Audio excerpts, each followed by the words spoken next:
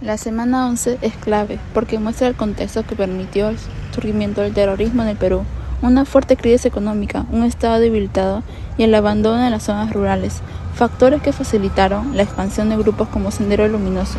La semana 12 es fundamental porque analiza directamente el desarrollo del terrorismo y sus etapas según la CBR y el impacto humano del conflicto, mostrando a víctimas, comunidades y cómo muchos quedaron atrapados entre la violencia de los grupos subversivos y del propio Estado. La semana 14 es importante porque explica la etapa final del terrorismo durante el gobierno de Fujimori, los atentados más graves, la captura de Abimael Guzmán y las medidas de seguridad, junto con el avance del autoritarismo y las violaciones de derechos humanos. Segundo, la crisis política y la economía de fines de los 70 e inicios de los 80. La hiperinflación, el desempleo, el desabastecimiento.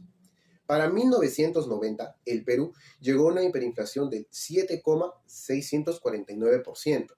A esto se sumó un Estado débil tras la transición democrática, y en ese caos, Sendero se infiltró en universidades y sindicatos, aprovechándose de la frustración social para presentarse como la solución, entre comillas. Tercera, la radicalización ideológica de Sendero Luminoso. Su líder, Abimael Guzmán, se transformó el maoísmo en el extremista Pensamiento Gonzalo, que justificaba la violencia absoluta. El 17 de mayo de 1980, en Chuschi, inicia su guerra popular. Su estrategia fue clara: terror, asesinatos, masacres. La CBR determinó que Sendero fue responsable. El terrorismo en el Perú dejó profundas consecuencias que afectaron a todo el país. Uno de los sectores más golpeados fue la agricultura, responsable de abastecer cerca del 50% de alimentos que llegaban a ciudades como Lima. En las zonas rurales de la sierra, donde el conflicto fue más intenso, los grupos terroristas atacaron a los agricultores y destruyeron infraestructuras claves para el desarrollo de la agricultura, como es el caso de canales de riego, reservorios y vehículos de transportes. Esto generó desabastecimiento, pérdidas económicas y una grave interrupción de la actividad comercial. El país también sufrió atentados en zonas urbanas. Uno de los más recordados es el cochebomba en la calle Tarata, en Miraflores, el 16 de julio de 1992, una tragedia que aún permanece en la memoria nacional. Sobre el terrorismo en el Perú, ya que este mismo marcó uno de los capítulos más oscuros de nuestra historia. Entre el 80 y el 2000, miles de peruanos vivieron entre la violencia, el miedo y además de sobrellevar la pérdida de sus seres queridos. Esto debido a que la ausencia del Estado en muchos de los departamentos peruanos fomentó en consecuencia la aparición de grupos como Sendero Luminoso y el MRTA, Movimiento Revolucionario de Túpac Amaru. Estas agrupaciones tenían sus propias ideologías, sometiendo al país en un terrorismo por casi 5 años. Según Amnesty International, Sendero Luminoso provocó el 54% de las muertes y más de 12.500 víctimas. Por otro lado, el MRTA fue responsable del 1,8% de los abusos. Pero para comprender los inicios del terrorismo peruano tenemos que ir al gobierno militar de Velasco Alvarado, ya que debido a sus reformas agrarias e industrial, provocaron una deuda por casi más de 20 años. La corrupción y la mala administración por los herederos de la presidencia no llevaron a ningún resultado. En el retorno de Belaúnde, el Estado se concentró 100% en Lima, provocando el abandono total de los demás departamentos peruanos. En ese vacío provocado por el Estado por el abandono, comenzaron a surgir nuevas ideologías, que, por cierto, cuestionaban profundamente la gestión del Estado, si realmente el Estado se preocupaba por la población. Y fue entonces que el 17 de mayo de 1980 sucedió lo peor. En pleno día de elecciones, Sendero Luminoso atacaría por primera vez a un pueblo en Ayacucho llamado Cuschi.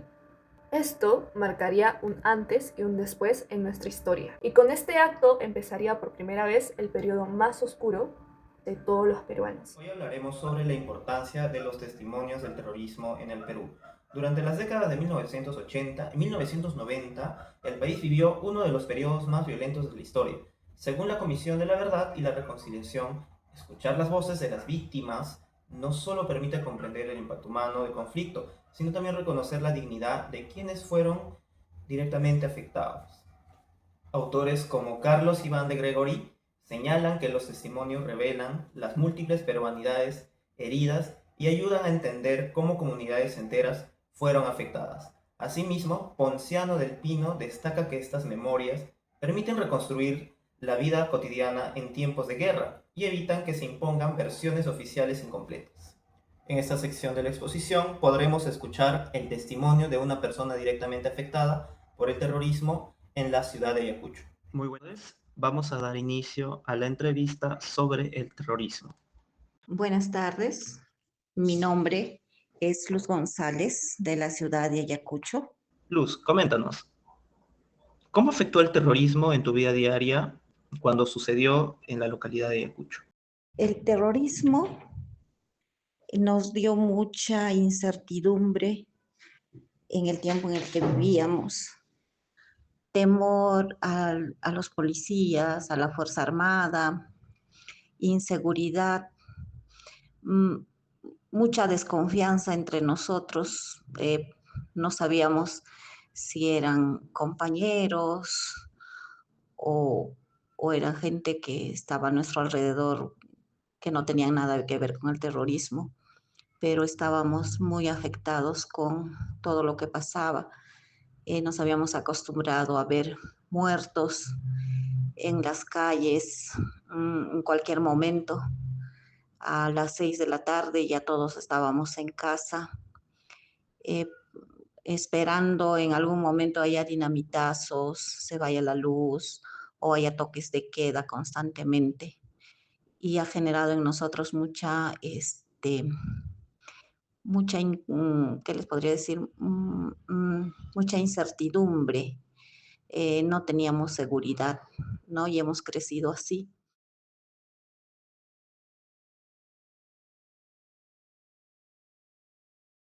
Bueno, el día de hoy estamos con Félix Olivos. Hubo momentos que marcaron su vida como policía. Bueno, cada atentado terrorista era una situación difícil, pero sí, cuando hicieron un comando de aniquilamiento de Sendero, atacó saliendo de su domicilio al mayor jefe de mi batallón, el mayor Kiki Arcano. Estuvo antes de servicio en Ayacucho y parece que podemos pensar que hizo también su trabajo, que esta gente se la juró y cuando salió de su domicilio le dispararon en su auto y luego lo hicieron volar con una carga dinamitada. Esa fue la parte que nos dejó marcados en términos de impacto, impresión, de sensación, ¿no? ¿Y qué mensaje le daría a las nuevas generaciones sobre lo que ocurrió? Estudien.